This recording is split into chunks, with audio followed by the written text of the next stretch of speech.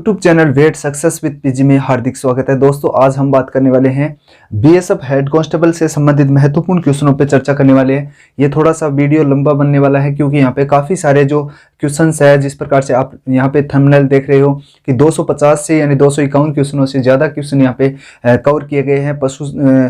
चाहे बात करते हैं हॉर्स की बात करें, डॉग की बात करें, कैमल्स की बात करें, इनसे फिजियोलॉजी से संबंधित जितने भी क्वेश्चंस होते हैं, जो एनाटॉमिकल जो पार्ट आता है उससे रिलेटेड जितने भी क्वेश्चन आते हैं सभी को हम कवर करने वाले हैं इस वीडियो के अंदर। तो पूरी फिजियोलॉजी के अंदर जो हॉर्स से रिलेटेड, डॉग से रिलेटेड और कैमल से रिलेटेड जितने भी क्वेश्चंस बनते हैं या डाउटफुल जो क्वेश्चंस होते हैं उन पे हम यहाँ पे चर्चा करने वाले हैं। तो टोटल थ्योरी पार्ट के अकॉर्डिंग मैं यहाँ पे पढ़ाने वाला हूँ आप लोगों को। तो वीडियो को कंप्लीट देखना है।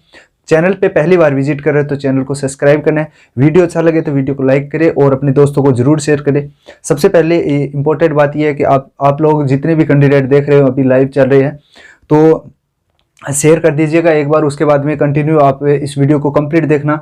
हो सकता है ये थोड़ा सा लंबा बने, लेकिन काफ़ी इंपॉर्टेंट है, आप लोग जरूर देखे जाइए। 14 नवंबर को जिसका भी एग्जाम है या फिर जो पशुधन सहायक की तैयारी करने वाले कैंडिडेट है वो भी इस वीडियो को जरूर देखें लंबे टाइम तक। जो फिजियोलॉजी वाला जो पार्ट है वो इसके अंदर मोस्टली जो तीन ब्रीड्स है उनसे रिलेटेड ये यहाँ पे क्वेश्चंस बनाए गए और जो भी फिजियोलॉजिकल पार्ट है उनको कवर किया गया है। तो चलिए स्टार्ट करते हैं। सबसे पहले हम बात कर लेते हैं घोड़े की बात करते हैं। यहाँ पे दोस्तों मैं ज़्यादा बातें नहीं करूँगा आप लोगों के साथ, क्योंकि यहाँ पे कंप्लीट जो जानकारी है वो ही देने वाला हूँ, ठीक है। घोड़े की जो आरबीसी है, वो किस प्रकार की पाई जाती है? सिक्कों के ढेर के रूप में पाई जाती है, यानी सिक्कों के ढेर के रूप में पाई जाती है। यानी ऐसा कौन सा जानवर है या ऐसा कौन सा एनिमल है जिसकी आरबीसी है वो सिक्कों के ढेर के रूप में पाई जाती है? तो आपको जो क्वेश्चंस का जो आंसर है वो होगा घोड़ा। यानी घोड़े की जो आरबीसी है, और सभी की आरबीसी अलग अलग टाइप की पाई जाती है, लेकिन जो घोड़े की जो आरबीसी है वो सिक्कों के ढेर के रूप में पाई जाती है। और इसे क्या कहेंगे हम? रूलेक्स भी कहते हैं, ROU, रूलेक्स फॉर्मुलेशंस।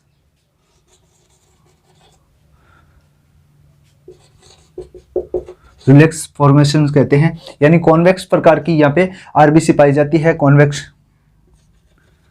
कॉनकेव प्रकार की आरबीसी पाई जाती है किसकी? घोड़े की, और सिक्कों के ढेर के रूप में पाई जाती है। इसे रूलेक्स फॉर्मुलेशंस भी कहते हैं। तो आप लोग को ये ध्यान रखना है, घोड़े की जो आरबीसी है वो सिक्कों के रूप में पाई जाती है, सिक्कों के ढेर के रूप में पाई जाती है। उसे हम किस नाम से जानते हैं? तो रूलेक्स फॉर्मुलेशंस के नाम से जाना जाता है। ये आप लोग को ध्यान रखना है। अब इंपॉर्टेंट बात है कि घोड़े के अंदर एक डिजीज होती है ग्लैंडर रोग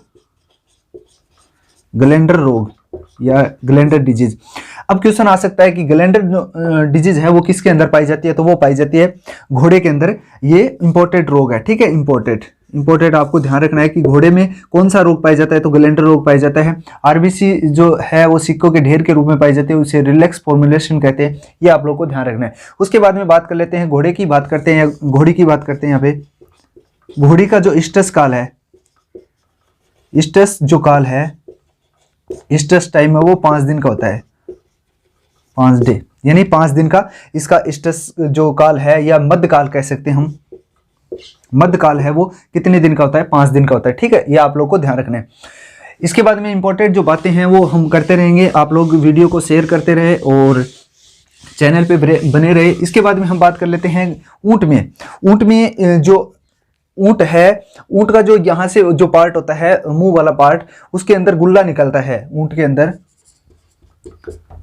अंदर गुल्ला जो पार्ट होता है, गुल्ला है वो किस भाग का, यानी मुंह के कौन से भाग का बना होता है? तो वो बना होता है, आप लोग को यहाँ पे पता होना चाहिए, तालू का बना होता है। तालू का बना होता है। किसका बना होता है? जो तालू का है, ऊंट का जो तालू का जो गुल्ला वाला भाग है वो किसका बना होता है? तालू का बना होता है। ये आप लोग को ध्यान रखना है कि ऊंट का हो सकता है ये क्वेश्चन आ भी जाए कि तालू का बना होता है। उसके बाद में हम बात कर लेते हैं घोड़े की।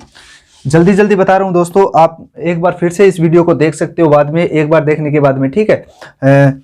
उसके बाद में हम बात कर लेते हैं हॉर्स की। हॉर्स की बात करते हैं तो हॉर्स में जो क्यूनन है,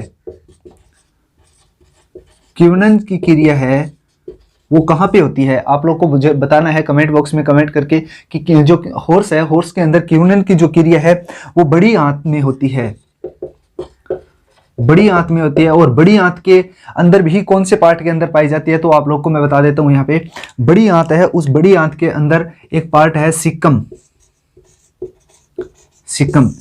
सिक्कम के अंदर इसकी क्यूनन की जो सारी की सारी प्रक्रिया है वो क्यूनन की घोड़े के अंदर सिक्कम के अंदर होती है। और सिक्कम किसका पार्ट है, बड़ी आंत का पार्ट है, वहां पे इसकी क्यूनन की प्रक्रिया कंप्लीट होती है। यहाँ पे एक इंपॉर्टेंट बात बता देता हूँ कि जो सिक्कम है और बड़ी आंत का पार्ट है, इसी के अंदर घोड़े के अंदर सबसे ज्यादा पेट दर्द भी होता है। पेट दर्द है वो कौन सी आंत के अंदर सबसे ज्यादा होता है, तो बड़ी आंत के सिक्कम जो पार्ट है वहां पे घोड़े के अंदर सबसे ज्यादा पेट दर्द हो, इसी की वजह से घोड़ा मर जाता है। पेट दर्द कहाँ पे होता है, सिक्कम जो पार्ट है वहां पे होता है, और इसी पेट दर्द की वजह से ही घोड़ा ज्यादातर मरता है। ठीक है दोस्तों, ये आप लोग को ध्यान रखना है। इसके साथ साथ बात कर लेते हैं बड़ी आंत के कितने पार्ट होते हैं, 3 पार्ट है। बड़ी आंत के कितने पार्ट है यहाँ पे मैं बता देता हूं। सिक्कम, सबसे पहला जो पार्ट है वो सिक्कम, दूसरा है कोलम, तीसरा है रेक्टम। ये 3 पार्ट हो गए बड़ी आंत के। उसके बाद में हम बात करेंगे छोटी आंत के कितने पार्ट है, वो भी आगे नेक्स्ट हम पढ़ते रहेंगे। ठीक है, अब बात कर लेते हैं दोस्तों, यहाँ पे ये हो गया। उसके बाद में हम बात कर लेते हैं परिग्रहण, यानी पशु है, कौन कौन से पशु कौन से पार्ट से भोजन को अंदर ले जाते हैं, ये भी आप लोग को पता होना चाहिए, क्योंकि सिंपल क्वेश्चन भी आ सकते हैं बीएसएफ हेड कांस्टेबल के अंदर। ठीक है, तो यहाँ पे बात कर लेते हैं कैमल की बात करते हैं, कैमल्स की बात करते हैं। तो कैमल्स कौन से जो पार्ट है, मुंह का ऐसा कौन सा पार्ट है जिससे भोजन को परिग्रहण करता है। उसके बाद में बात करेंगे हॉर्स की बात करेंगे, उसके बाद में डॉग की बात करेंगे, उसके बाद में पिग की बात करेंगे। ठीक है, ये अपने को यहाँ पे देखना है। ठीक है, कैमल कौन से पार्टों से ले जाता है, होठ से ले जाता है, होठ से। उसके बाद में हॉर्स की बात करते हैं तो हॉर्स होठ प्लस दांत इनका यूज करता है। ठीक है, और जो डॉग की बात करते हैं तो डॉग दांत प्लस जीभ का प्रयोग करता है। पिग की बात करते हैं तो ये इंपॉर्टेंट है, इसलिए मैंने यहाँ पे लिखा है, नहीं तो केटल का भी लिखा सकता था। जो पिग है वो स्नाउट यानी थुतुन यानी स्नाउट का यूज करता है। देखिए दोस्तों, कैमल्स है वो अपने होठों का प्रयोग करता है किसी भी वस्तु को अंदर ले जाने के लिए, यानी मुंह के अंदर लेने के लिए। ठीक है, उसके बाद में बात कर लेते हैं हॉर्स की। तो हॉर्स यहाँ पे होठ प्लस दांत का प्रयोग करता है अंदर ले जाने यानी चबाने के लिए, कोई भी चीज बाहर पड़ी कोई भी चीज है उनको अंदर ले जाने के लिए। ठीक है, डॉग की बात करते हैं तो डॉग दांत और जीभ दोनों का प्रयोग करता है। और पिग की बात करते हैं, पिग स्नाउट यानी थुतुन, जो ऊपर वाला जो पार्ट होता है, आगे वाला जो पार्ट होता है इसका, दोनों होठों वाला जो पार्ट होता है पिग का, उसको हम थुतुन बोलते हैं यानी स्नाउट कहते हैं, इसका प्रयोग करता है। अब यहाँ पे बात कर लेते हैं जीभ की, यानी जो डॉग है उसकी जीभ है वो क्या करता है, ताप नियमन का भी काम करता है। ताप नियमन का यानी ताप नियंत्रण या बॉडी को टेम्परेचर सही तरह बनाने के लिए जीभ का प्रयोग करता है। वो बाहर निकाले रखता है डॉग, और इसकी वजह से ताप उसका टेम्परेचर लेवल में रहता है। ठीक है दोस्तों, ये आप लोग को ध्यान रखना है। नेक्स्ट जो हमारा क्वेश्चन है वो डॉग में ताप नियमन की जो प्रक्रिया मैंने आप लोग को बता दी। यहाँ पे जो ताप नियमन की जो प्रक्रिया है वो कौन करता है, हाँफते हुए वो करता है। ठीक है, ताप नियमन डॉग में ताप नियमन प्रक्रिया अब जीभ द्वारा की जाती है, लेकिन इस प्रक्रिया को किस नाम से जानते हैं, इस प्रक्रिया को कहते हैं पेंटिंग यानी हाँफना के नाम से जाना जाता है। यहां पे मैं आप लोग को बता देता हूं कि डॉग है वो ताप नियमन करता है जीभ के द्वारा, लेकिन इस प्रक्रिया को जैसे जीभ वो बाहर निकाले रखता है, हाँफता है बार बार, उस हाँफने को क्या कहते हैं, इंग्लिश में पेंटिंग कहते हैं। तो आप लोग को ये ध्यान रखना है। और ये कौन से अंग के द्वारा करता है, ये जीभ के द्वारा ये करता है। ठीक है, ताप नियमन करता है। उसके बाद में हम बात कर लेते हैं हॉर्स के अंदर, और जो टीट है, थन है, कितनी जोड़ी पाई जाती है, और कौन से जानवर के अंदर कितने पाए जाते हैं। तो हॉर्स की बात करते हैं,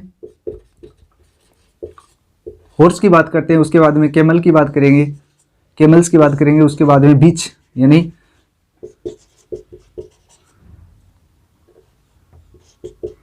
बीच की बात करते हैं, यानी कुतिया की बात करते हैं, हॉर्स यानी घोड़ी, मेयर, मेयर कह सकते हैं, हॉर्स नहीं कह सकते, मेयर घोड़ी, कैमल ऊंट यानी फीमेल ऊंट हो गया, उसके बाद में बीच यानी कुतिया, कुतिया। इन तीनों के बारे में हम पढ़ने वाले हैं यहाँ पे।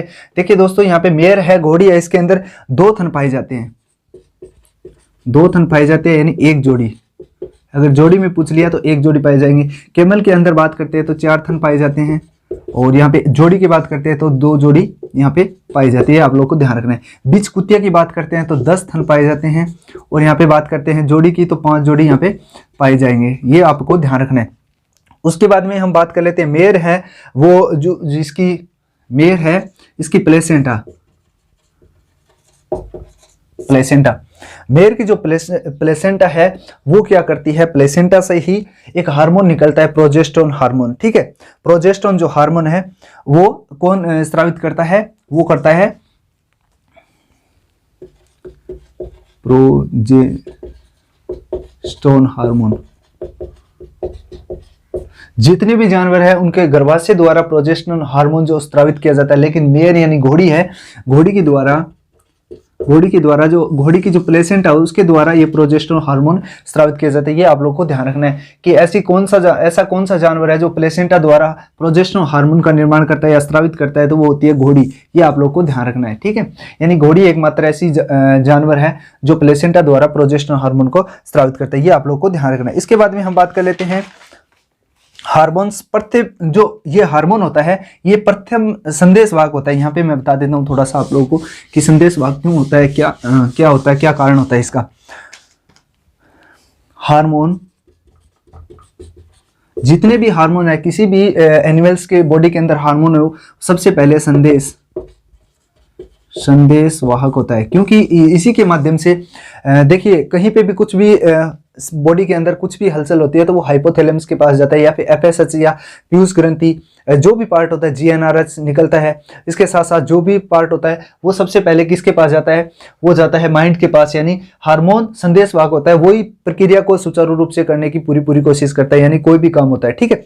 उसके बाद में बात कर लेते हैं वायवीय और अवायवीय, यानी एटीपी की बात करते हैं, क्रेब चक्कर की बात करते हैं। थोड़ा सा उसके बारे में भी समझ लेते हैं कि कौन से वायवीय श्वसन होता है तो कौन सा अम्ल बनता है, अवायवीय श्वसन होता है तो कौन सा अम्ल बनता है, कितनी एटीपी बनता है, क्रेब चक्कर होता है उसके अंदर कितनी एटीपी बनता है। इन सभी बातों में हम थोड़ी चर्चा करेंगे, ताकि कोई भी ऐसा क्वेश्चन पुटअप होता है तो आप लोग वहां पे सही तरीके से आंसर दे पाओ, ठीक है दोस्तों। तो सबसे पहले हम बात कर लेते हैं वायवीय श्वसन। वायवीय श्वसन, वायवीय श्वसन जब होता है, जब वायवीय श्वसन होता है या अवायवीय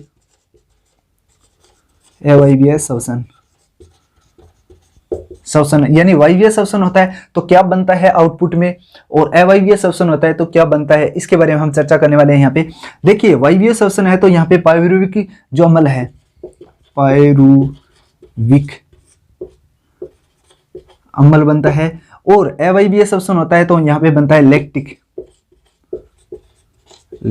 अम्ल बनता है, अब याद रखने का तरीका देखिए दोस्तों, यहाँ पे वायवीय है, वायु यानी वायु है, यहाँ पे वायु नहीं है, तो वायु है तो यहाँ पे देखिए पायरुविक वह आ रहा है, यहाँ पे याद रख सकते हो। पायरुविक जो अम्ल है वो वायवीय श्वसन में होता है, और दूसरा जो बच गया वो लैक्टिक अम्ल होगा, ठीक है। ये आप लोगों को ध्यान रखना है। अब हम बात कर लेते हैं इसके अंदर कितने एटीपी बनते हैं। जब वायवीय श्वसन होता है तो यहाँ पे 8 एटीपी बनते हैं, 8 एटीपी बनते हैं, और अवायवीय श्वसन यानी लैक्टिक अम्ल बनता है तब 2 एटीपी का निर्माण होता है, 2 एटीपी का निर्माण होता है। टोटल हो गए कितने यहाँ पे 10 एटीपी।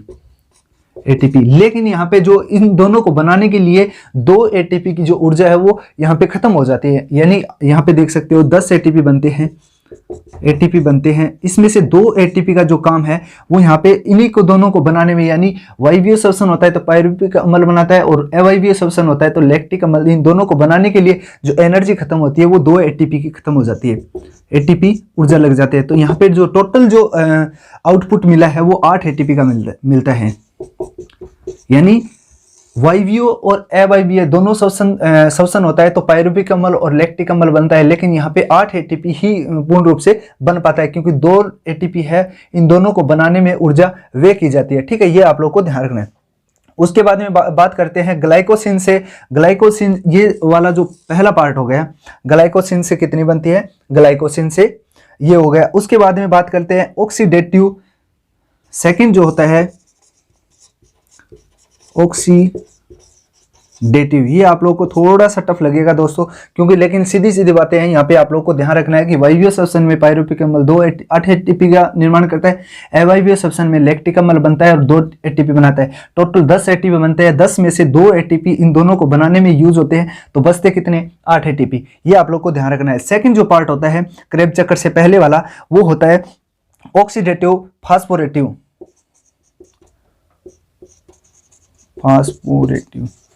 ये वाला जो पार्ट है ऑक्सीडेटिव फास्फोरेटिव जो पार्ट है, इसके अंदर मैं सीधा सीधा बता देता हूं, यहां पे आप लोग को मिलेंगे 6 एटीपी।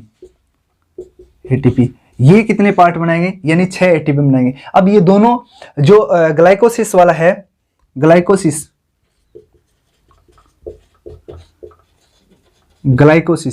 ये वाला जो है ग्लाइकोसिस के अंदर बनता है वायवीय और अवायवीय। ठीक है, ये ग्लाइकोसिस के अंदर बन गया। और दूसरा जो ऑक्सीडेटिव फास्फोरेटिव है वो 6 एटीपी बनाता है। अब टोटल एटीपी कितने हो गए यहाँ पे 6 एटीपी तो ग्लाइकोसिस द्वारा, 8 एटीपी तो ग्लाइकोसिस द्वारा हो गए, और 6 एटीपी है वो सेकेंड वाले से हो गया। तो पहले वाले से कितने हो गए, पहले वाले से हो गए 8 एटीपी, और सेकेंड वाले से कितने हो गए, 6 एटीपी। ये आप लोग को ध्यान रखना है। थर्ड नंबर जो हमारा पार्ट है वो है क्रेब चक्कर।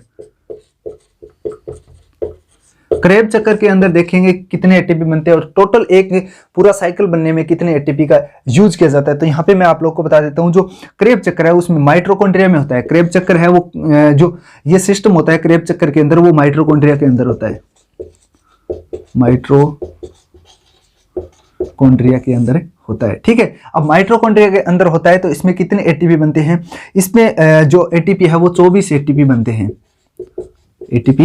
हैं, अब आप लोग को पता होना चाहिए कि जो थर्ड पार्ट है इसके अंदर 24 एटीपी बन गए। अब देखिए टोटल एटीपी का जो निर्माण है कि क्रेब चक्कर कंप्लीट होने में कितने एटीपी का निर्माण होता है, तो यहाँ पे देखिए दोस्तों 8 ATP plus 6 ATP plus 24 ATP, तो टोटल कितने हो गए, 24, 36 और 8, 38 एटीपी का निर्माण होता है। एटीपी शुद्ध रूप से निर्मित होती है 38 एटीपी। ठीक है, ये 38 एटीपी हो गई। अब यहाँ पे मैं बताना चाहूंगा कि 38 एटीपी होते हैं, तो जो पहले वाला जो पार्ट होता है 8 एटीपी वाला, इसके अंदर एक कुछ टर्म्स होती है, एक NADH NADP है, इसका जो मान होता है वो 3 एटीपी के बराबर है, 3 एटीपी के बराबर होता है। ये आप लोग को ध्यान रखना है। उसके बाद में FAD, एक FAD बराबर होता है 2 एटीपी का होता है। यहाँ पे ये दोनों चीजें आप लोग को ध्यान रखनी है कि NADP है, एक NADP होगा तो 3 एटीपी के बराबर होगा, और एक FAD है उसका जो मान है वो 2 एटीपी के बराबर होगा, एटीपी के बराबर। अब मान लीजिए यहाँ पे कोई भी संरचना बनाने में 2 FAD ऊर्जा का संचरण होता है, तो कितने एटीपी आपसे पूछ लिया, तो कितने एटीपी बनाएंगे, तो हमें पता है कि एक FAD बनाने में 2 एटीपी की यूज होता है, तो 2 बनाने में 2 × 2 यानी 4 एटीपी का यूज होगा। इसके साथ साथ हम बात कर लेते हैं, मान लीजिए 4 NADP बनाने में कितने एटीपी का यूज होगा, तो अपने को पता है कि 3 NADP बनाने में 3 एटीपी का यूज होता है, एक बनाने में, तो 4 बनाने में कितना होगा, 4 × 3 यानी 12 एटीपी। मैंने यहाँ पे एग्जाम्पल थ्रू आप लोगों को समझा दिया है कि एक FAD बनेगा तो 2 एटीपी का यूज होगा, और 3 जो NADP है वो 1 बनेगा तो 3 एटीपी का यूज होगा। तो आप लोग यहाँ पे ध्यान रख सकती हो। उसके बाद में हम बात कर लेते हैं कितना जो ब्लड है, कितना ब्लड ऑक्सीजन का परिवहन करता है। ये भी फिजियोलॉजी का इंपॉर्टेंट क्वेश्चन है, क्योंकि काफी एग्जाम्स में पहले भी आ चुका है। उसके बारे में हम बात कर लेते हैं। 1 ग्राम HB है वो क्या करता है, 1.36 ml ऑक्सीजन ले जाता है। 1.36 ml ऑक्सीजन का परिवहन करता है, ठीक है। 1 ml 1.36 ml यानी 1 ग्राम HB ले जाएगा, यानी हीमोग्लोबिन है वो 1.36 ml ऑक्सीजन का परिवहन करता है। ये आप लोग को ध्यान होगा, नहीं है तो आप लोग को ये रटना ही पड़ेगा। उसके बाद में बात कर लेते हैं जो ऑक्सीजन है 100 ml ब्लड यानी रक्त है वो कितने ग्राम हीमोग्लोबिन ले जाएगा, तो 15 ग्राम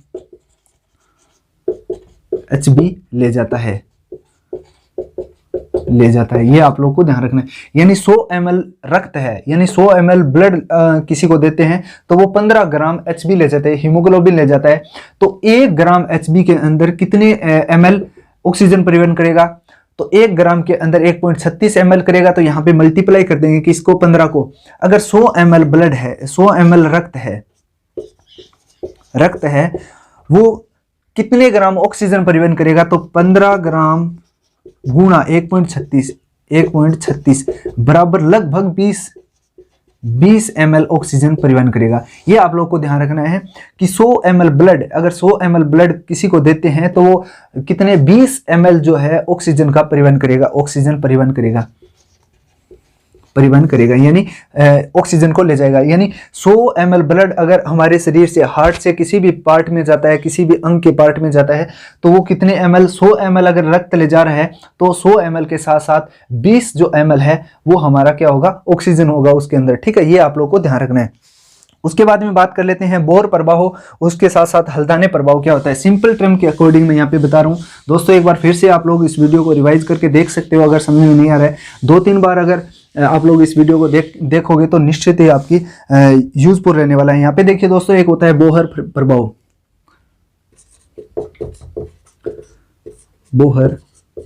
प्रभाव, आपने फिजियोलॉजी में पहले पढ़ा होगा, आपने भी तैयारी की है। तो एक होता है हल्दाने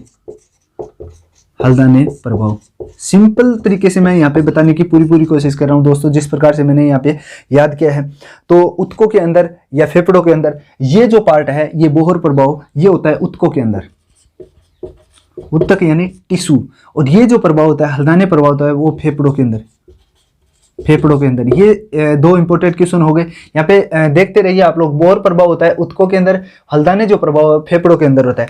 अब होता क्या है इसके अंदर, क्या कौन सी चीज की कमी होती है, कौन सी चीज की अधिकता होती है। यहाँ पे देखिए दोस्तों, बोहर प्रभाव यानी बाहर जाती है, क्या जाती है, ऑक्सीजन, यानी ऑक्सीजन का लेवल कम होगा और CO2 का लेवल बढ़ेगा। यहाँ पे देखिए दोस्तों, अगर बोहर प्रभाव यानी बाहर जा रही है, क्या जा रही है, ऑक्सीजन बाहर जा रही है, तो बाहर ऑक्सीजन जाएगी तो ऑक्सीजन का लेवल कम होगा यानी कम, और CO2 का लेवल ऑटोमेटिक बढ़ जाएगा यानी अधिक। ये आप लोग को ध्यान रखना है। उसके बाद में हम बात कर ले हल्दाने प्रभाव में क्या होगा, इससे उल्टा हो जाएगा। यानी ऑक्सीजन का लेवल है, O2 का लेवल बढ़ेगा, अधिक होगी, और इसके साथ साथ जो CO2 है उसका जो प्रभाव वो कम हो जाएगा, यानी कम हो जाएगा। ये आप लोग को ध्यान रखना है। देखिए दोस्तों, यहाँ पे फिर से मैं बता देता हूँ, बोहर प्रभाव है उसके अंदर उत्तक के अंदर होगा, किसके अंदर होगा, कौन से पार्ट के अंदर होगा, उत्तक यानी टिश्यू के अंदर होगा। तो इसके अंदर होगा क्या, ऑक्सीजन का लेवल है वो कम हो जाता है, और CO2 का जो लेवल है वो अधिक हो जाता है। ये आप लोग को ध्यान रखना है। अब डेफिनेशन आप पढ़ते हो तो किस तरह के पढ़ते हो मेरे को पता नहीं, लेकिन ये यहाँ पे बता रहा हूँ। एक ही पूरा पेज का जो मैटर है वो एक लाइन के अंदर मैंने दे दिया है कि बोहर प्रभाव उत्तकों के अंदर होगा, ऑक्सीजन का लेवल कम हो जाएगा, इसके साथ साथ जो ऑक्सीजन का लेवल कम होगा तो CO2 का लेवल ऑटोमेटिकली बढ़ जाएगा, ठीक है। ये बोहर प्रभाव होता है। लेकिन होता किसके अंदर, उत्तक के अंदर होता है, यानी टिश्यू के अंदर होता है। इसके साथ साथ हल्दाने जो प्रभाव है वो फेफड़ों के अंदर होगा। यहाँ पे ऑक्सीजन का लेवल अधिक हो जाएगा तो CO2 का लेवल कम हो जाएगा। ये आप लोग को पता है। अगर सांस लेते हैं तो ऑक्सीजन बढ़ेगी और बाहर निकलती है तो ऑक्सीजन का लेवल कम हो जाएगा। तो ऑक्सीजन का लेवल कम होगा तो ऑटोमेटिकली जो CO2 है उसका लेवल बढ़ जाएगा, ठीक है। ये आप लोग को ध्यान रखना है। ये दोनों चीजें आपके समझ में आ गई होगी। उसके बाद में हम बात कर लेते हैं हल्दाने प्रभाव में जो ऑक्सीजन का लेवल है वो बढ़ेगा, CO2 का कम हो जाएगा, ठीक है। इसके बाद में बात कर लेते हैं श्वसन तंत्र की बात करते हैं। तो श्वसन तंत्र की बात करें तो यहाँ पे कौन से जानवर किस प्रकार से कंठ की बात करते हैं तो पक्षी है वो जो स्वतंत्र है उसका सेरिंग के नाम से जाना जाता है, सेरिक्स, ठीक है। सेरिंग्स के नाम से जाना जाता है। और जानवर होते हैं यानी एनिमल्स, एनिमल्स की बात करते हैं तो एनिमल्स जो होते हैं फेरिंग्स यानी लेरिंग्स, लेरिंग्स, लेरिंग्स के नाम से जाना जाता है। यानी पक्षी है वो सेरिंग्स के नाम से, नाम वाला जो कंठ होता है उसको सेरिंग्स से जो बोलते हैं, और जो एनिमल्स है वो लेरिंग्स से बोलते हैं। ये आप लोग को ध्यान रखना है। उसके बाद में ये दोनों ही क्वेश्चन इंपॉर्टेंट है कि पक्षी किस प्रकार से बोलते हैं, कि कौन से अंग से बोलते हैं, और जानवर है वो कौन से अंग से बोलते हैं, ये आप लोग को ध्यान रखना है। उसके बाद में हम बात कर लेते हैं लीवर। लीवर के अंदर कौन सी सेल्स पाई जाती है, या ब्लड के अंदर कौन सी सेल्स पाई जाती है, इनके बारे में हम चर्चा करने वाले हैं। यहाँ पे थोड़ी थोड़ी डिटेल में वीडियो बनने वाला है, थोड़ा लंबा हो सकता है, तो वीडियो को कंप्लीट देख रहे, धैर्य बना के देखें। एक बार समझ में नहीं आई तो दोबारा फिर से इसको देखें, तीसरी बार भी देख सकते हो आप लोग, क्योंकि एग्जाम तक आप लोग को ये इंपॉर्टेंट है, क्योंकि यहाँ पे जो जितने भी क्वेश्चन है उसमें से लगभग क्वेश्चन आने की पूरे चांस है दोस्तों। ठीक है, तो यहाँ पे देखिए दोस्तों, लीवर है, लीवर, लीवर के अंदर एक सेल्स पाई जाती है, कुफर सेल्स। कौन सी सेल? कुफर सेल।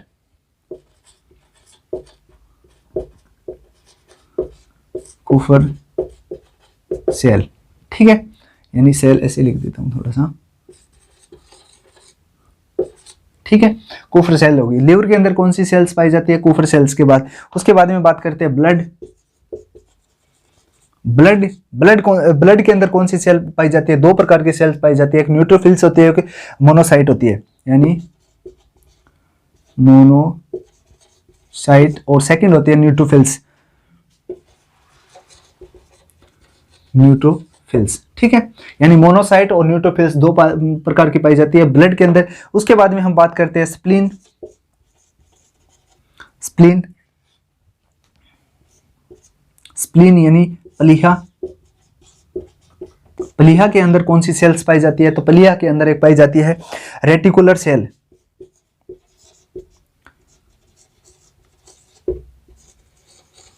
रेटिकुलर सेल, यानी स्प्लीन के अंदर प्लीहा, यानी स्प्लीन यानी प्लीहा के अंदर रेटिकुलर सेल पाई जाती है। ब्लड के अंदर मोनोसाइट और न्यूट्रोफिल्स पाई जाती है। लीवर के अंदर कुफर सेल्स पाई जाती है, ठीक है। उसके बाद में हम बात कर लेते हैं लंग्स के अंदर। लंग्स यानी फेफड़े। फेफड़े के अंदर जो पाई जाती है वो डस्ट सेल होती है, डस्ट, DUST, डस्ट सेल, ठीक है, ये हो गई। अब आप लोग को मैं बता देता हूं, ये जो तीनों सेल है इसकी ट्रिक मैं बता देता हूं कि LBS कुमार, ये आप लोग को ध्यान रखना है। कुमार को इस प्रकार से लिखा है, जो ए साइलेंट कर दिया यहाँ पे। तो L यानी लीवर, लीवर किसका होता है? कुफर सेल पाई जाती है। B का मतलब होता है ब्लड, ब्लड के अंदर। M यानी मोनोसाइट, दूसरा अपने आप याद रखने हैं न्यूट्रोफिल्स, MN, ठीक है, MN। उसके बाद में यहाँ पे स्प्लीन है, S से स्प्लीन बनता है और R से रेटिकुलर बनता है, रेटिकुलर सेल। याद रखने के लिए बता दिए LBS कुमार, LBS कुमार, ये आप लोग को एक बार दो बार याद रखोगे तो ये याद हो जाएगी। और लंग्स का होता है dust, lungs dust, lungs dust, इस प्रकार से आप लोग याद कर सकते हो। LBS यानी कुमार और लंग्स और डस्ट, ये आप लोग को ध्यान रखना है थोड़ा सा।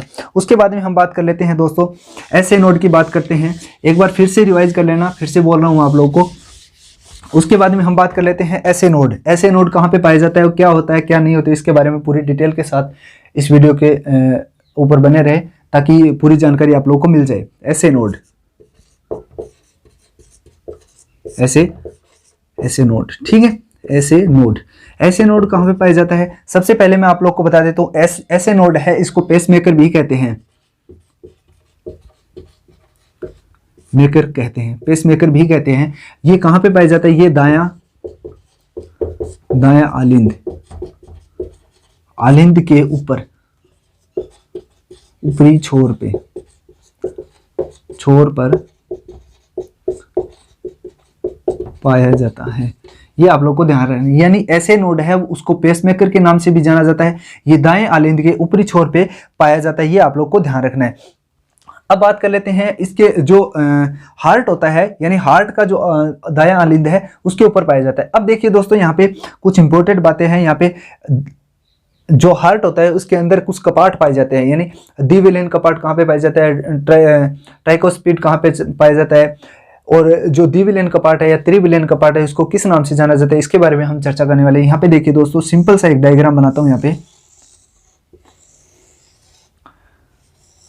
ठीक है। ये हो गया,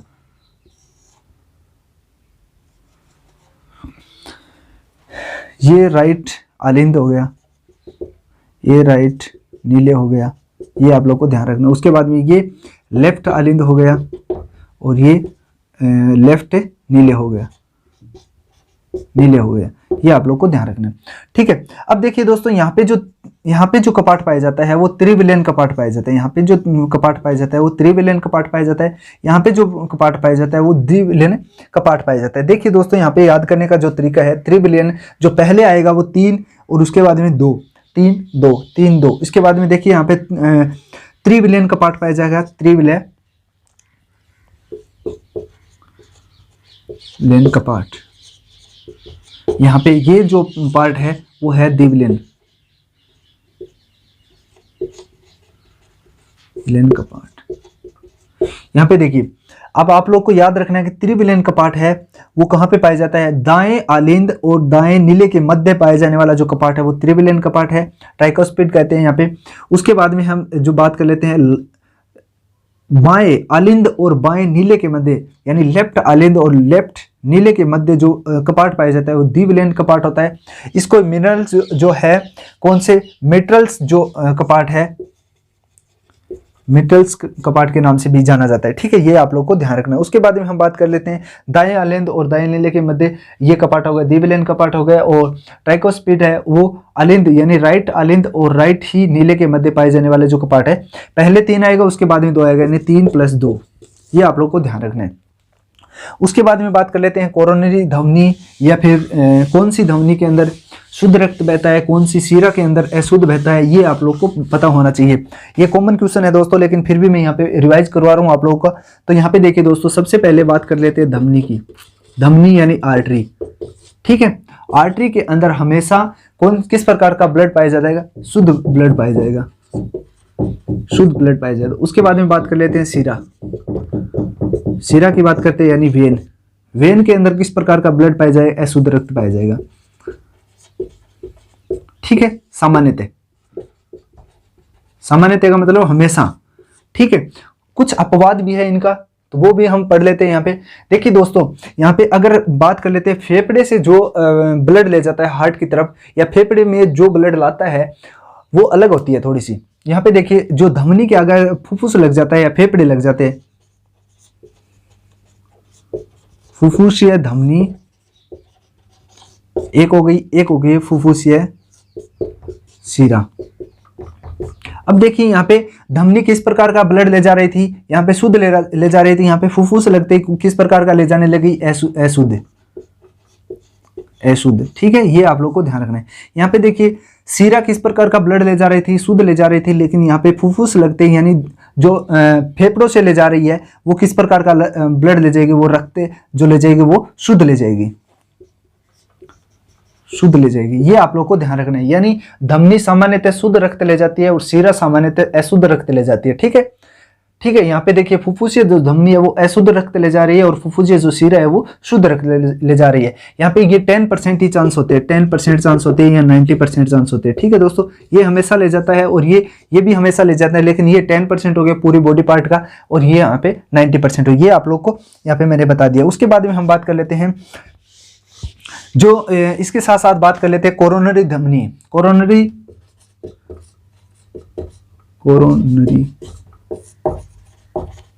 धमनी और एक होती है कोरोनरी शिरा। ये कहां पे ब्लड ले जाती है, ये आप लोग को ध्यान रखना है। देखिए दोस्तों, कोरोनरी जो धमनी है वो कहां पे ले जाएगी, हृदय की तरफ ले जाएगी, हृदय को ले जाएगी। और कोरोनरी जो शिरा है वो हृदय से ले जाएगी, यानी हृदय से और हृदय की ओर। ये यहाँ पे मैं बता देता हूँ कि जो कोरोनरी धमनियां जो हार्ट है वो खुद काम कर रहा है, तो उनको भी तो चाहिए पंप करने के लिए, उनके जो पार्ट है जितनी वेंस है आर्टरी है उनको भी ब्लड चाहिए। तो कोरोनरी जो धमनी है वो खुद हार्ट को देगी ब्लड, जो जितने भी पार्ट उनके काम करें उनको हार्ट की तरफ ले जाएगी कोरोनरी धमनी। उस कोरोनरी धमनी या कोरोनरी सिरा की बात करते हैं तो ये क्या काम करेगी, ये उन हार्ट से जो CO2 युक्त रक्त है यानी अशुद्ध रक्त है उनको ले जाएगी सिरा हार्ट के अंदर, यानी जो उनका जो खराब किया हुआ ब्लड है उनको कहाँ से ले जाएगी, सिरा ले जाएगी। ये आप लोग को ध्यान रखना है। उसके बाद में हम बात कर लेते हैं प्रतिरक्षा की बात करते हैं। तो प्रतिरक्षा कितने प्रकार की होती है, क्या होती है, इम्यूनिटी की बात करते हैं यहाँ पे। तो इम्यूनिटी यानी प्रतिरक्षा,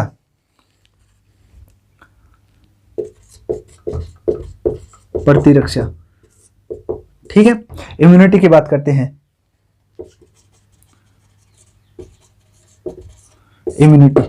इम्यूनिटी की बात करते हैं तो ये 4 प्रकार की होती है मुख्य प्रकार से, मुख्य 5 प्रकार की होती है। कौन कौन सी प्रकार की होती है, IgG, IgM, IgD,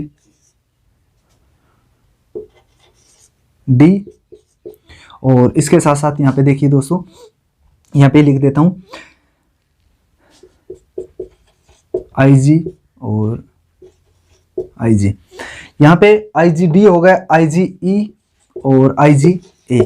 ये आप लोग को मैं बताना चाहूंगा कि 5 प्रकार की होती है। पहली ये हो गई, सेकंड ये हो गई, थर्ड ये हो गई, फोर्थ ये हो गई और फिफ्थ ये हो गई, ठीक है। IgG, IgM, IgD और IgE और IgA, ये 5 प्रकार की इम्यूनिटी होती है प्रत्येक जो प्राणी है उसके शरीर में। लेकिन ये काम कहाँ पे करती है और क्यों करती है, किस कंडीशन में करती है, इसके बारे में हम चर्चा करने वाले हैं। यहाँ पे देखिए दोस्तों, IgG है, G है वो कहाँ पे करती है, गर्भाशय के अंदर, यानी G से गर्भाशय बनता है, G फॉर गर्भाशय, गए यानी G, याद रखने का तरीका है गर्भाशय के अंदर, गर्भाशय के अंदर यानी भ्रूण के अंदर ये बनती है, भ्रूण के अंदर ये बनती है। कौन सी, IgG है वो गर्भाशय के अंदर बनती है यानी भ्रूण के अंदर बनती है। जब गर्भाशय के अंदर भ्रूण होगा तभी तो बनेगी, तो IgG बनती है उस टाइम, ठीक है। ये आप लोगों को ध्यान रखना। उसके बाद में M मोस्ट होती है। मोस्ट का मतलब सबसे पहले बनती है, ये सबसे इंपॉर्टेंट है तो सबसे पहले ही बनेगी, तो सबसे पहले बनती है, सबसे पहले। याद रख सकते हो कि M से मोस्ट होता है, मोस्ट का मतलब पहले, सबसे पहले आएगी, मोस्ट होता है उसको सबसे पहले बुलाते हैं। तो ये काम हो गया इसका। इन 5 में से सबसे पहले कौन बनेगी, सबसे पहले ये बनेगी, ठीक है। उसके D का मतलब IgD, D का मतलब एंटीबॉडी, D यानी एंटीबॉडी, एंटीबॉडी के निर्माण में, एंटीबॉडी निर्माण, एंटीबॉडी का जो निर्माण है वो कौन करती है, IgG करती है। आप लोग को यहाँ पे 3 मैंने बताया, IgG यानी गर्भाशय के अंदर यानी भ्रूण के अंदर, G फॉर गर्भाशय यानी भ्रूण के अंदर मिलेगी ये सबसे पहले। उसके बाद में IgM यानी मोस्ट होती है तो सबसे पहले बनेगी, और IgD है वो, D का मतलब बॉडी यानी एंटीबॉडी का निर्माण करेगी। IgE का मतलब होता है एलर्जी, एलर्जी में बनती है। एलर्जी जब भी होगी कहीं पे भी कि बॉडी पार्ट के कहीं पे भी एलर्जी बनती है तो IgE का निर्माण होता है ऑटोमेटिकली, ठीक है। उसके बाद में IgA। अब देखिए दोस्तों, यहाँ पे सारी की सारी चीजें आ गई है। अब A को लास्ट में इसलिए रखा है कि याद करने का तरीका है वो, G गर्भाशय से याद हो जाएगा, IM सबसे पहले बनेगी, मोस्ट होती है, D का मतलब एंटीबॉडी, बॉडी से मतलब होता है D, और IgE का मतलब एलर्जी, एलर्जी होगा। A का मतलब होता है स्राव, जितने भी स्राव होते हैं, स्राव यानी रक्त, आंसू, या फिर कह सकते हैं दूध, कोलेस्ट्रम, या क्या कह सकते हैं, और कौन सा रह गया, लार, इन सभी के अंदर ये पाया जाता है, ठीक है। IgA किसके अंदर पाई जाती है, स्राव, जितने भी स्राव होते हैं, रक्त हो गया, आंसू हो गया, दूध हो गया, लार हो गया, कोलेस्ट्रॉल, इन सभी के अंदर कौन सी प्रकार की एंटीबॉडी पाई जाती है, IgA पाई जाती है। ये आप लोगों को ध्यान रखना है। फिर से मैं बता देता हूँ, IgG गर्भाशय, G फॉर गर्भाशय, भ्रूण के अंदर पाई जाती है। IM, M का मतलब है मोस्ट, मोस्ट का मतलब सबसे पहले बनेगी। D का मतलब होता है बॉडी यानी एंटीबॉडी का निर्माण करे। E का मतलब होता है एलर्जी, E से एलर्जी बनती है। A से मतलब जितने भी स्राव होते हैं, जितने भी आंसू आते हैं, लार बनती है, दूध होता है, कोलेस्ट्रम होता है, जो भी होता है लिक्विड होता है, उसके अंदर GA का निर्माण होता है। ये यहाँ पे पढ़ लिया हमने। उसके बाद में हम बात कर लेते हैं दोस्तों, नेक्स्ट जो हमारा टॉपिक है वो है RBC। आरबीसी सबसे पहले बड़ी किसकी होती है, छोटी किसकी होती है, उससे पहले मैंने बता दिया था कि घोड़े की जो आरबीसी है वो कॉन्वेक्स यानी सिक्कों के ढेर की जैसी होती है। तो यहाँ पे फिर से बात कर लेते हैं थोड़ी सी आरबीसी के बारे में। आरबीसी यहाँ पे कुत्ते का जिक्र आ गया है तो इसलिए यहाँ पे बात कर लेते हैं। आरबीसी सबसे बड़ी किसकी होती है, सबसे छोटी किसकी होती है, यहाँ पे सबसे बड़ी और सबसे छोटी। यहाँ पे सबसे बड़ी जो आरबीसी है वो होती है कुत्ते की, कुत्ते की होती है, और सबसे छोटी होती है वो बकरी की। अब कितनी होती है ये यहाँ पे पता करना होगा। देखिए दोस्तों 7.8 माइक्रोमीटर ये होती है कुत्ते की, सबसे बड़ी होती है। सबसे छोटी की बात करते हैं तो 4.7 माइक्रोमीटर ये होगी बकरी की। अब यहाँ पे देखिए दोस्तों आरबीसी है वो सबसे बड़ी होती है कुत्ते की, 7.8 माइक्रोमीटर होती है इसकी जो चौड़ाई या लंबाई है वो। सबसे छोटी जो आरबीसी है वो होती है बकरी की 4.7 माइक्रोमीटर। ठीक है, उसके बाद में बात कर लेते हैं जीवन काल की बात करते हैं। तो आरबीसी का जो जीवन काल है, आरबीसी का जीवन काल लगभग 120 दिन होता है, लेकिन अलग अलग पशुओं में अलग अलग होता है, लेकिन कॉमनली 120 दिन होता है। ठीक है, डब्ल्यूबीसी का जो जीवन काल है वो कितना होता है आप लोग को पता होगा, 8 से 20 दिन होता है, 8 से 20 दिन। ठीक है, उसके बाद में हम बात कर लेते हैं प्लेटलेट्स का जो जीवन काल है वो होता है कितना, 8 से 11 दिन, 8 से 11 दिन। ये आप लोग को ध्यान रखना है, कॉमन है। आरबीसी का जीवन काल 120 दिन हो गया, डब्ल्यूबीसी का जीवन काल 8 से 20 दिन हो गया। प्लेटलेट्स जो तीसरी जो बिंबाणु बनाने का काम करते हैं उसका जो लाइफ है वो कितनी होती है, 8 से 11 दिन होती है। ठीक है, अब ऊंट और लंबा है उसकी आरबीसी में केंद्रक नहीं पाया जाता है, या पाया जाता है यानी पाया जाता है, ये अपवाद है। यहां पे देखिए दोस्तों ऊंट और लंबा है उसकी जो आरबीसी है उसके अंदर केंद्रक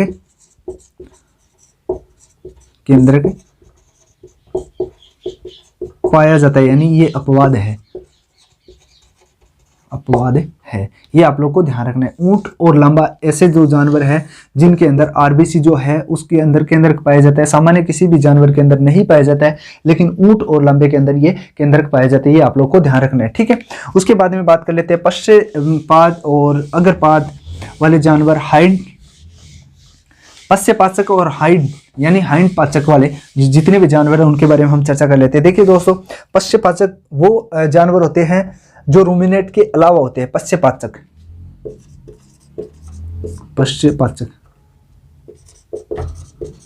वाले जानवर की बात करते हैं तो पश्चपाचक वाले जो जानवर है उसके अंदर रूमन रेटिकुलम ओमेजम एवोमेजम नहीं होता, सिर्फ और सिर्फ स्टोमक जो एक होता है उसके अंदर बात कर लेते हैं। उसके बाद में बात करें तो ये है ना, ये बड़ी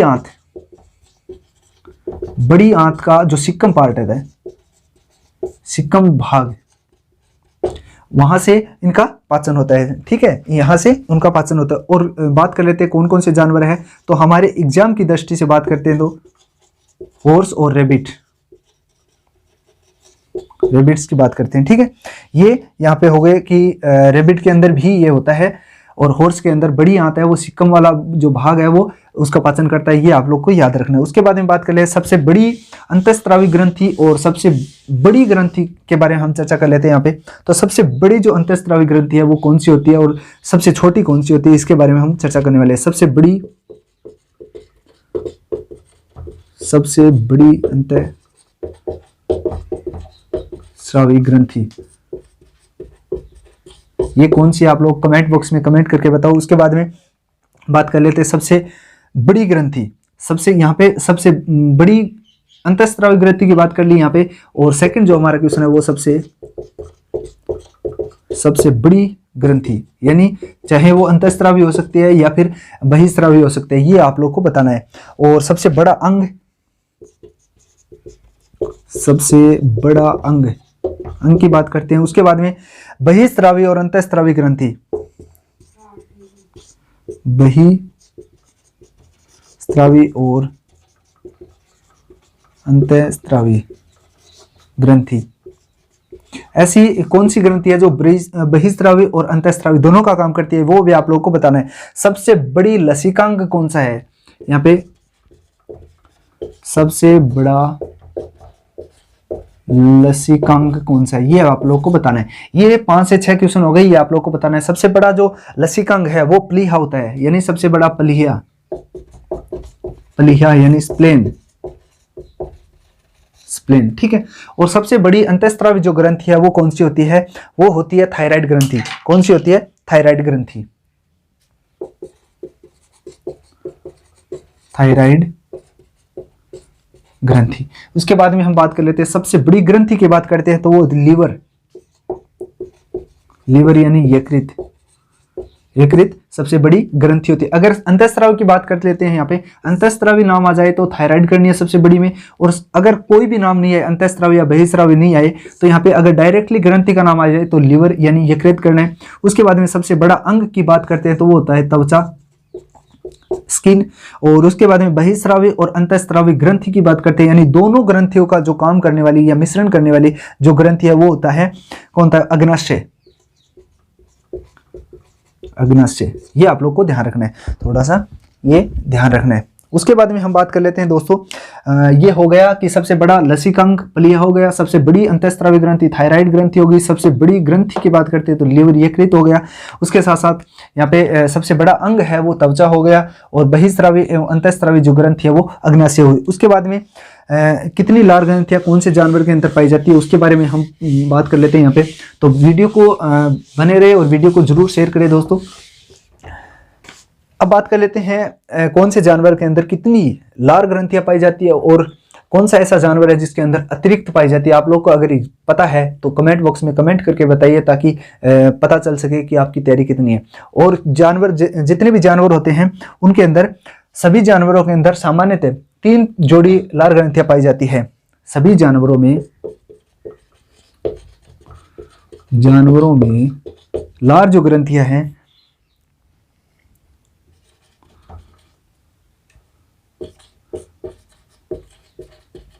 लार ग्रंथि है वो 3 जोड़ी पाई जाती है, जोड़ी होती है, 3 जोड़ी होती है। लेकिन कुत्ता है, कुत्ते के अंदर 4 जोड़ियां पाई जाती है, यानी ये आप लोग को ध्यान रखना है, कुत्ते के अंदर 4 जोड़ी लार ग्रंथियां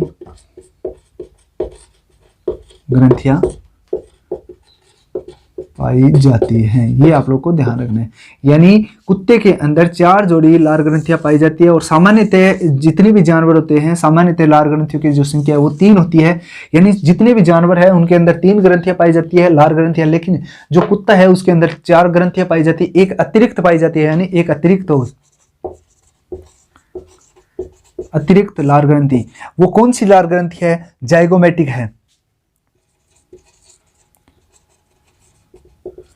जाइगोमेटिक जो डक्ट है, डक्ट वो अतिरिक्त पाई जाती है किसके अंदर, कुत्ते के अंदर। कुत्ते के अंदर 4 जोड़ी लार ग्रंथियां पाई जाती है। सामान्यतः सभी जानवरों के अंदर 3 जोड़ी जो लार ग्रंथियां वो पाई जाती है। अतिरिक्त जो लार ग्रंथि है उसका नाम है जाइगोमेटिक, और जाइगोमेटिक जो लार ग्रंथि है वो इसके अंदर पाई जाती है, ठीक है। उसके बाद में मांसाहारी जितने भी पशु हैं, यानी मांसाहारी पशु है या जानवर है, उसके अंदर क्या पाया जाता है, टाइलिन जो एंजाइम है, टाइलिन एंजाइम पाया जाता है। कौन सा एंजाइम पाया जाता है, टाइलिन एंजाइम पाया जाता है मांसाहारी के अंदर। अब बात कर लेते हैं रूमिनेट्स है, उसके अंदर जो टाइलिन है वो अनुपस्थित होता है। रूमिनेट्स यानी रूमिनेट जो जानवर है उसके अंदर टाइलिन अनुपस्थित होता है, ठीक है। ये टाइलिन इसके अंदर रूमिनेट्स के अंदर नहीं पाया जाता है। मांसाहारी जो पशु है उसके अंदर टाइलिन पाया जाता है, टाइलिन एंजाइम पाया जाता है। उसके बाद में बात कर लेते हैं पीएच की बात करते हैं। कौन से जानवर के अंदर कितना पीएच होता है, कितना नहीं होता है, इसके बारे में हम चर्चा करेंगे। उससे पहले मैं आप लोगों को बता देता हूं कि थोड़ा सा सेशन को थोड़ा सा शेयर कर दीजिएगा, ताकि जो भी कैंडिडेट नहीं जुड़ पाए हैं या वेटरनरी हेड कांस्टेबल की तैयारी करने वाले हैं उनको भी पता चल सके कि यहाँ पे क्लासेस चल रही है। और सब्सक्राइब जरूर करें दोस्तों, क्योंकि यहाँ पे आप लोग को जो भी मैटर मिल रहा है वो ऑथेंटिक मैटर मिल रहा है। तो बने रहे हमारे चैनल के साथ और सेशन को शेयर जरूर करते रहे, और चैनल पे पहली बार विजिट करें तो फिर से बोल रहा हूँ कि सब्सक्राइब जरूर कर ले। अब स्टार्ट करते हैं वीडियो को, और यहाँ पे बात कर लेते हैं जो पीएच है वो कौन से जानवर के अंदर कितना होता है, उसके बारे में हम चर्चा करने वाले हैं। यहाँ पे देखिए दोस्तों,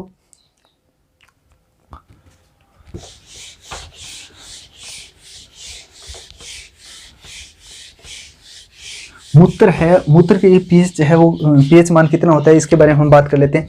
मूत्र का पीएच जानवर अलग अलग होता है या अलग अलग जो पार्ट होता है उसके अंदर अलग अलग पाया जाता है, तो मूत्र का पीएच कितना होता है आप लोग को मुझे बताना है। उसके बाद में मूत्र जो है वो शाकाहारी का कितना होता है, और मांसाहारी जानवर है उसका पीएच कितना होता है, ये आप लोग को मुझे बताना है। उसके साथ साथ हम बात कर ले रूमन का जो पीएच है, रूमन का पीएच कितना होता है इसके बारे में हम चर्चा करने हैं। उसके बाद में लार का पीएच कितना होता है। उसके साथ साथ हम बात करते हैं पितरस का पीएच कितना होता है, ये आप लोग को मुझे बताना है। अग्नाशय है, अग्नाशय एक ग्रंथि है, उसका भी जो पीएच है वो कितना होता है, अग्नाशय का पीएच, इसके बारे में हम चर्चा करने वाले हैं। तो ये सारे जितने भी इंपॉर्टेंट क्वेश्चन बन सकते हैं इनके बारे में हमने यहाँ पे लिख दिया मैंने, और इसका आप लोग को बताना है। अब देखिए दोस्तों 7.5 से 7.8, 7.5 से 7.8 जो है पीएच किसका होता है, शाकाहारी जितने भी जानवर है, यानी 8.5, सॉरी यहाँ पे 8.5 लिखना है, 8.5 ये किसका होता है, शाकाहारी जानवर होते हैं उनका होगा। उसके बाद बात कर लेते हैं 5 से 6.8 जो है वो मांसाहारी जितने भी जानवर है उनका पीएच होगा। अब देखिए यहाँ पे ये किस प्रकार का होगा, क्षारीय होगा, ये अम्लीय होगा, यानी यहाँ पे लिख देता हूँ थोड़ा सा, क्षारीय और ये अम्लीय। आप लोग को पता होगा कि अगर 7 से, अगर ये हो गया, यहाँ पे देखिए दोस्तों, यहाँ पे थोड़ा सा मैं बना देता हूँ, ये जो टेबल है वो 1 से लेके और 7 और फिर 14 तक होती है। यहाँ पे थोड़ा ऊपर लिख देता हूँ, 1 फिर 7 और उसके बाद में 14। अगर ये उदासीन होता है, ये अम्ल होता है, ये क्षार होता है, क्षार। अगर 7 से ऊपर है तो वो क्षारीय होगा, 7 से नीचे है तो अम्लीय होगा। अगर 7 है किसी भी पार्ट का पीएच तो वो उदासीन होगा। अब यहाँ पे आप अंदाजा लगा सकते हो 7.5 से 8.5 है तो वो किस प्रकार का होगा, क्षारीय होगा। इसके साथ साथ यहाँ पे बात कर लेते हैं 5 से 6.5 कितना होगा, यानी 7 से कम है तो ये अम्लीय होगा। ये आप लोग को ध्यान रखना है, ठीक है, ये टेबल आपके दिमाग में होनी चाहिए। उसके बाद में बात कर लेते हैं अग्नाशय। अग्नाशय का जो पार्ट है उसका जो पीएच है वो होता है 7.5 से 8.2, ठीक है, कितना होता है 8.2। ये आप लोग को बताना है कि किस प्रकार का हो, ये होगा क्षारीय, ठीक है। उसके बाद में बात कर लेते हैं रूमन का। तो रूमन का जो पीएच है वो 5.8 से 6.8 होगा, 5.8 से 6.8 होगा। ये किस प्रकार का होगा, ये भी आप लोग को ध्यान रखना है कि ये अम्लीय होता है, उसके बाद में बात कर लेते हैं लार की। तो लार का जो पीएच है, यानी लार का जो पीएच है वो 6.8 से 7.2 होता है, 6.8 से 7.2, यानी ये अम्ल और क्षार दोनों में होता है। अगर कम होता है, 7 से कम होगा, जिस भी जानवर के लार का पीएच अगर 7 से कम आ जाएगा तो अम्लीय हो जाएगा। अगर 7 से ज्यादा आ जाएगा बाय द वे तो वो क्या हो जाएगा, क्षारीय हो जाएगा। तो ये आप लोग को याद रखना है, यानी दोनों याद रखना है, ठीक है। उसके बाद में बात कर लेते हैं पितरस है। पितरस का जो पीएच है वो 7.4 होता है, यानी 7.7। तो ये किस प्रकार का हो, ये क्षारीय हो गया, क्षारीय। ये आप लोग को मैंने बता दी। यहाँ पे देखिए दोस्तों, फिर से बता देता हूँ कि मूत्र का जो पीएच है वो शाकाहारी जानवर है, उसका जो पीएच है वो 7.5 से 8.5 होता है, क्षारीय होगा। लेकिन मांसाहारी जितने भी जानवर है उनका जो पीएच है वो 5 से 6.8 होगा और अम्लीय होगा, ठीक है। इसके साथ साथ बात कर लेते हैं अग्नाशय। अग्नाशय का जो पीएच है वो 7.5 से 8.2 होता है, 8.2 होता है यहाँ पे, और क्षारीय होगा। इसके साथ साथ रूमन है, उसका पीएच 5.8 से 6.8 होगा, अम्लीय होगा। और लार का जो पीएच है वो 6.8 से 7.2, यानी दोनों होंगे कि अगर 7 से कम रह जाता है तो अम्लीय हो जाएगा, 7 से ज़्यादा होगा तो वो क्षारीय होंगे, ठीक है। पितरस का जो पित्तस्य का, यानी पितरस है, पित्ताशय के अंदर जो पित्त रस पाया जाता है उसका जो पीएच है वो 7.7 होता है, यानी क्षारीय होगा। इसके बाद में हम बात कर लेते हैं रूमन रेटिकुलम ओमेजम यानी अग्नाशय जो पार्ट होते हैं, रूमिनेट जानवर है उसके अंदर कौन कौन से पार्ट पाए जाते हैं, इसके बारे में हम थोड़ी सी चर्चा कर लेते हैं। यहाँ पे किस प्रकार का पाया जाता है, तो रूमन रेटिकुलम ओमेजम एबोमेजम है, इनके बारे में बात कर लेते हैं कि किस प्रकार की संरचना इनकी होती है। क्यों महत्वपूर्ण जो है ये चारों है, रूमन रेटिकुलम,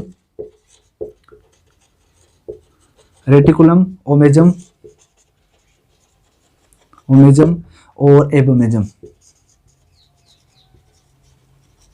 ठीक है, ये हो गए एबोमेजम। ठीक है, ये चारों हो गए। पहला रूमन हो गया, सेकंड जो पार्ट है वो रेटिकुलम हो गया, थर्ड जो पार्ट है ओमेजम हो गया और फोर्थ है वो एबोमेजम हो गया। ये यहाँ पे मैंने क्यों लिखे हैं, आप लोग को पता होना चाहिए कि रूमन सबसे बड़ा पार्ट होता है, सबसे बड़ा पार्ट होता है। ठीक है, और इसके साथ साथ जो ऊंट है, ऊंट की बात कर लेते हैं, तो ऊंट के अंदर ये जो पार्ट है यानी ओमेजम ये नहीं पाया जाता है, ऊंट के अंदर ये अनुपस्थित होता है। लेकिन यहाँ पे संरचना की बात करते हैं तो कौन से जानवर की किस प्रकार की या ओमेजम की संरचना किस प्रकार से होती है, रेटिकुलम की किस प्रकार, रूमन की किस प्रकार से, एबोमेजम की किस प्रकार की संरचना होती है, ये यहाँ पे अपने को पता करना है। तो यहाँ पे मैं बता देता हूँ कि जो रूमन है, रूमन की जो संरचना है वो तौलिए के समान होती है, तौलिए के समान, ये आप लोग को ध्यान रखना। उसके बाद में रेटिकुलम की बात करते हैं तो रेटिकुलम की जो संरचना है वो होती है मधुमक्खी के छत्ते के समान,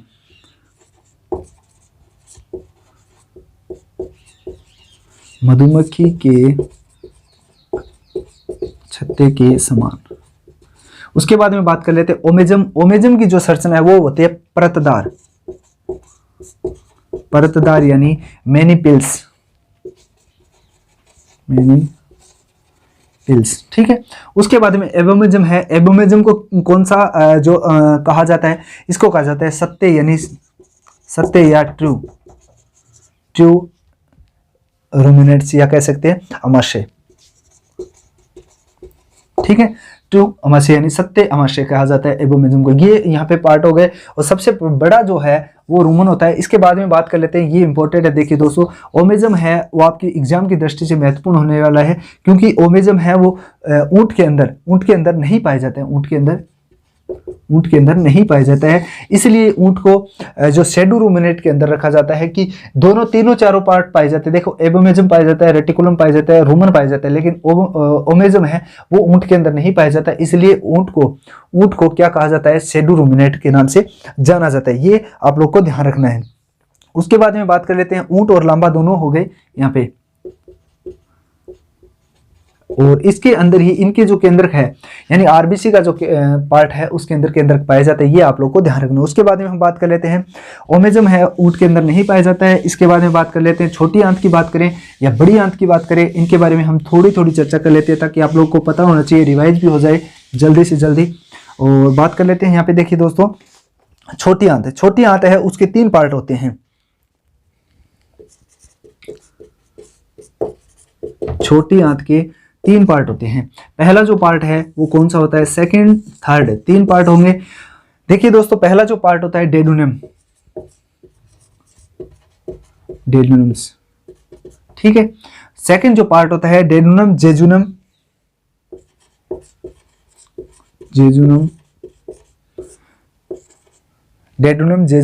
और थर्ड पार्ट होता है इलियम।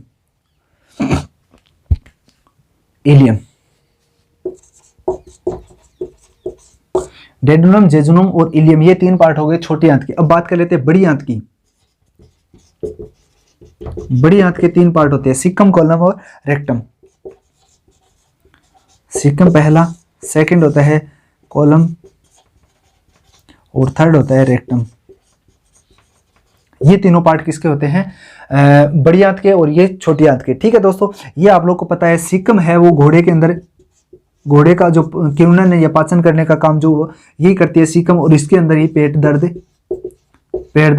पाया जाता है। ठीक है, यानी सबसे ज्यादा इसके अंदर ही पेट दर्द होता है। उसके बाद में बात कर लेते हैं, बड़ी आंत में विटामिन ई का अवशोषण है वो होता है। बड़ी आंत है उसके अंदर, बड़ी आंत है इसके अंदर विटामिन, ये आप लोगों को ध्यान रखना है, विटामिन ई का जो अवशोषण है अवशोषण है वो कहाँ पे होता है, अवशोषण किसका होता है, विटामिन ई का, और कहाँ पे, बड़ी आंत के अंदर होता है। ये आप लोग को ध्यान रखना है। उसके बाद में बात कर लेते हैं सेलुलोज और हेमुसेलुलोज है, उसका भी जो पाचन है वो कहाँ पे होता है, जीवाणु के द्वारा होता है। घोड़े के अंदर, यहाँ पे मैं थोड़ा सा लिख देता हूँ, घोड़े के अंदर, या बात कर ले खरगोश और घोड़े के अंदर सेलुलोज और हेमिसेलुलोज, सेलुलोज और हेमिसेलुलोज है। इसका जो पाचन है, पाचन कह सकते हैं, क्यूनन कह सकते हैं, वो कहाँ पे होता है, पाचन कहाँ पे होता है, पाचन होता है जीवाणु के द्वारा, जीवाणु के द्वारा होता है। ये आप लोग को ध्यान रखना है। घोड़े के अंदर सेलुलोज और हेमोसेलुलोज है, उसका जो पाचन है वो कौन करता है, जीवाणु करता है। ये आप लोग को ध्यान रखना है। यानी घोड़े की बात करें या खरगोश की बात करें, दोनों ही जानवरों के अंदर कौन करता है, सेलुलोज हेमोसेलुलोज का जो पाचन है वो जीवाणु करता है। ठीक है, उसके बाद में बात कर लेते हैं। देखिए दोस्तों, यहाँ पे इंपॉर्टेंट जो फैक्ट है वो कौन कौन से मैंने यहाँ पे बता दिए हैं। उसके बाद में शरीर में उत्सर्जी जो अंग है वो कौन कौन से हो सकते हैं, कौन से जानवर में कौन से होते हैं, इनके बारे में हम चर्चा करने वाले हैं। तो वीडियो थोड़ा सा लंबा बन रहा है दोस्तों, तो आप लोग बने रहे हमारे साथ और वीडियो को देखते रहें। यहाँ पे देखिए दोस्तों, शरीर के उत्सर्जी जो अंग है वो कितने होते हैं। देखिए मुख्य रूप से 4 प्रकार के होते हैं। एक होता है किडनी, यानी किडनी। सेकंड जो है वो होता है त्वचा यानी स्किन। थर्ड जो है वो होता है लंग्स। और फोर्थ जो है वो होता है आंत यानी इंटेस्टाइन।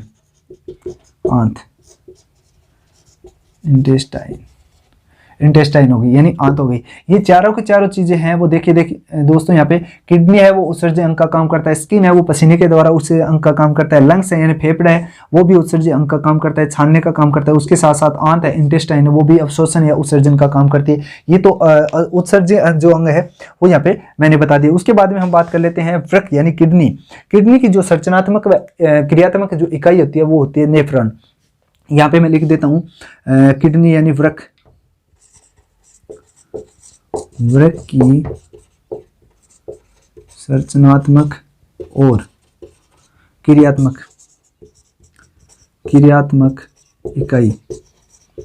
इकाई क्या होती है, नेफ्रॉन। ये आप लोग को ध्यान रखना है। ये क्वेश्चन इंपॉर्टेंट क्वेश्चन है, ये आ भी सकते हैं। तो देखिए दोस्तों, यहाँ पे नेफ्रॉन हो गया। वृक्क यानी किडनी की संरचनात्मक और क्रियात्मक जो इकाई है वो होती है नेफ्रॉन। और यहाँ पे मूत्र और सामान्य मूत्र यानी जितने भी जानवर हैं। नेक्स्ट जो हमारा पार्ट है वो मैं बता देता हूँ। यहाँ पे देखिए घोड़े के अंदर है ना, सामान्य मूत्र पानी की तरह साफ होता है। देखिए सामान्यतः मूत्र है उसका कलर पानी की तरह होता है। ठीक है, लेकिन घोड़े में एक विशेषता होती है, अलग ही प्रकार का पाया जाता है। घोड़े में जो मूत्र है यानी घोड़े में मूत्र अलग ही प्रकार का पाया जाता है। और किस प्रकार का पाया जाता है, गदला यानी एक तो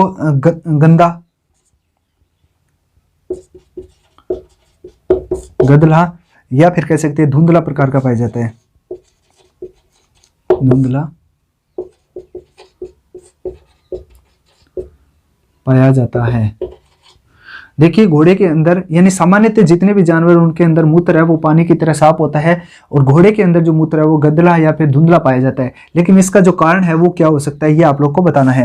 यहाँ पे देखिए दोस्तों, श्लेष्मा ग्रंथि की उपास्थियां, कारण क्या हो सकता है, श्लेष्मा जो ग्रंथि है, ग्रंथियों की उपास्थियां पहला कारण तो ये। सेकंड जो कारण है वो है कैल्शियम कार्बोनेट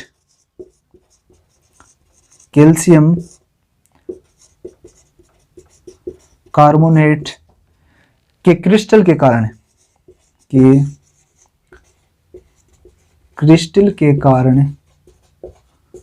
कारण भी ये होता है। देखिए दोस्तों, घोड़े के अंदर मूत्र है वो गदला या धुंधला पाया जाता है, लेकिन इसका जो कारण है वो मुख्य श्लेष्मा ग्रंथियों की उपास्थियां इसमें मिल जाती है, या फिर कैल्शियम कार्बोनेट है उसके क्रिस्टल भी उस मूत्र के अंदर मिल जाते हैं, यानी यूरिन के अंदर मिल जाते हैं। इसकी वजह से जो घोड़े का जो यूरिन है वो धुंधला हो जाता है, यानी घोड़े का वो यूरिन। उसके बाद में बात कर रहे थे पेरेंटल और इंजेक्शन किस प्रकार लगाते हैं और कहाँ पे लगाते हैं, आईवी इंजेक्शन कौन से जानवर के अंदर किस प्रकार से लगाते हैं, ये आप लोग को पता होना चाहिए। पेरेंटल्स रूट यानी पेरेंटल रूट का मतलब हो गया इंजेक्शन कहाँ पे लगाए, इंजेक्शन का तरीका, इंजेक्शन का तरीका या रूट कह सकते हैं। यहाँ पे देखिए दोस्तों, इंजेक्शन 3 प्रकार से लगाए जा सकते हैं। पहला जो प्रकार है वो आईवी इंट्रावेंस, सेकंड जो मुख्य रूप से सेकंड जो प्रकार है वो आईएम यानी इंट्रा मसल्स, थर्ड जो प्रकार है सबक्यूटेनियस एससी सबकट। ठीक है, ये हमने देखा होगा। अवशोषण सबसे कम किसका होता है, अवशोषण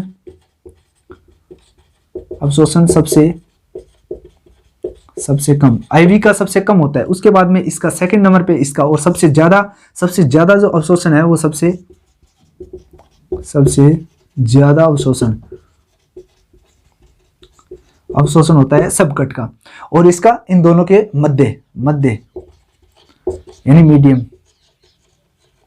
मीडियम अवशोषण होता है। देखिए सबसे ज्यादा अवशोषण सबसे कम किसका होगा, आईवी का होगा। आईवी इंजेक्शन देते हैं तो ज्यादा अवशोषित तो नहीं होती है, यानी वेस्टेज नहीं होती है। उसके बाद में सबक्यूटेनियस है, सबसे ज्यादा टाइम लगाता है, सबसे ज्यादा अवशोषण है। तो मान लीजिए 100 ml किसी जानवर के लगाते हैं तो वो बॉडी के अंदर मान लीजिए 20 ml पहुंचती है। ठीक है, और यहाँ पे लगाते हैं तो ये 100 ml लगाते हैं, लगभग 70 ml पहुंच जाती है। ये अगर 100 ml लगाते हैं तो 100 की 100 ब्लड के अंदर पहुंच जाती है। ये आप लोग को पता होना चाहिए, यहाँ पे मैंने बता दिया। उसके बाद में बात कर लेते हैं जो रूट है वो कहाँ पे, कौन से जानवर के अंदर किस प्रकार से या कहाँ पे लगाए जाते हैं। देखिए दोस्तों, डॉग है, डॉग के अंदर यहाँ पे लिख देता हूं मैं, डॉग के अंदर सिफोनस जो वेन है, डॉग के अंदर सिफोनस वेन में आईवी लगता है। आईवी की बात कर रहे हैं यहाँ पे, सिफोनस जो वेन है उसके अंदर डॉग के अंदर लगता है। उसके बाद में रूमिनेट्स की बात करते हैं, रूमिनेट्स या कैमल की बात करते हैं, कैमल की बात करते हैं तो जुगलर वेन होती है, जुगलर वेन के अंदर लगती है, जुगलर वेन के अंदर लगती है। उसके बाद में बात कर लेते हैं थर्ड जो है पिग की बात करते हैं तो पिग के ईयर वेन के अंदर लगती है। और इसके साथ साथ जो पक्षी है भी, पक्षी कहां पे लगती है, विंग वेन के अंदर लगती है। अब यहाँ पे मैं बता देता हूँ कि आप लोगों को यहाँ पे रूमिनेट्स के अंदर कौन कौन से, कैमल से आ गया, हॉर्स भी आ गया, और जो रूमिनेट्स अन्य रूमिनेट्स है वो भी आ गए। तो जुगलर वेन के अंदर आईवी लगता है, यहाँ पे गर्दन के पास में होती है। और जो डॉग है उसको सिफोनस जो वेन है वहां पे लगती है, और पिग है उसकी ईयर होता है, ईयर के अंदर वेन होती है, वहां पे पिग के अंदर आईवी लगता है। और पक्षी है, पक्षी के अंदर विंग यानी पंख वाली जो वेन है वहां पे लगता है। ये मैंने यहाँ पे बता दिया। आईवी अवशोषण सबसे कम और ये मैंने बता दिया। अवशोषण सबसे ज्यादा किस में होता है, सबसे कम किस में होता है। तो देखिए दोस्तों, सबसे कम आईवी के अंदर अवशोषण होता है, उसके बाद में आईएम यानी इंट्रामस्कुलर के अंदर होता है, उसके बाद में सबक्यूटेनियस के बाद में होता है। ठीक है, ये तीनों यहाँ पे क्रम मैंने लिख दिया। उसके बाद में हम बात करते हैं कैप्सूल किस प्रकार से बना होता है। कैप्सूल का जो पार्ट है ऊपर वाला वो किसका बना होता है, टेबलेट होती है, वो किसकी बनी होती है, ये आप लोग को ध्यान रखना।